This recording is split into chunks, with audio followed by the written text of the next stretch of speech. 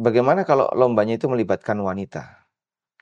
Ya memang kalau kemudian lombanya itu melibatkan wanita, memang seharusnya itu dilakukan di tempat tertutup ya. Karena apalagi lomba yang membutuhkan banyak gerak seperti berlari atau lomba voli dan seterusnya. Agar jangan sampai wanita itu jadi bahan tontonan lelaki gitu. Nah, kalau masak gimana, Pak?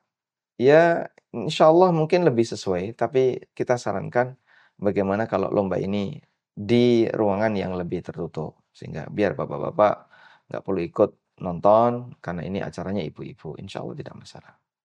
Baik Ustadz, tadi karena Ustadz bahas lomba yang diikuti wanita, saya teringat dengan pertanyaan yang di awal tadi Ustadz, dan belum sempat kejawab, yaitu di lapangan itu ada lomba yang ikut suami istri, jadi di antara aktivitas lombanya, suami gendong istri Ustadz.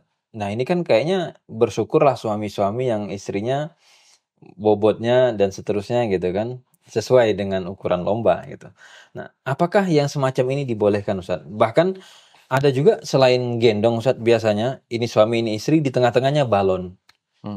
Pokoknya gimana caranya mereka bisa pecahkan balon itu berdua, sambil mungkin berpelukan dan yang lain. Nah, apakah lomba seperti ini kalau di masyarakat itu menarik Ustadz? Karena memang menghibur, lucu. Ada kadang itu pas digendong istrinya gelempang atau suaminya tidak kuat. Nah, kalau ada lomba seperti itu kira-kira gimana Ustadz? Kita ikut atau bagaimana? Berkaitan lomba suami istri. Nabi SAW pernah lomba dengan Aisyah. Beliau berlomba dengan Aisyah. Ya tentu saja dalam situasi yang tidak disaksikan oleh para sahabat. Jadi ketika itu beliau pulang safar bersama rombongan. Kemudian Rasulullah SAW meminta kepada para sahabat, silahkan kalian duluan. Akhirnya rombongan duluan berangkat. Sudah. Sampai kira-kira sudah agak jauh antara beliau dengan rombongan. Nabi SAW berdua dengan Aisyah. Kemudian Nabi SAW lomba dengan Aisyah. Dan itu terjadi 2 kali. Perlombaan pertama, mereka lomba lari. Rasulullah SAW kalah. Kemudian di kesempatan yang kedua, mereka juga lomba lari lagi. Nabi SAW yang menang. Dan kata Aisyah, falamma badantu, ketika aku sudah mulai berlemak, ya, sudah mulai berbobot, Nabi SAW berhasil mengalahkanku. Lalu Nabi SAW memegang pundaknya Aisyah sambil mengatakan, hadhihi bitilka. Ini sebagai balasan dari yang kemarin.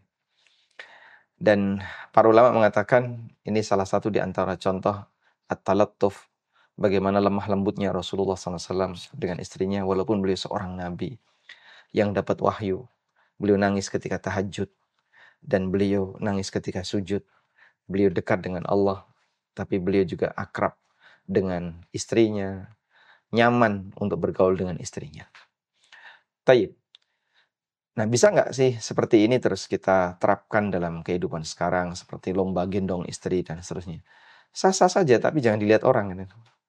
Karena tentu saja suasana seperti ini kan yang kita khawatirkan, misalnya sampai tersingkap auratnya, kemudian lekuk badannya terlihat dan seterusnya.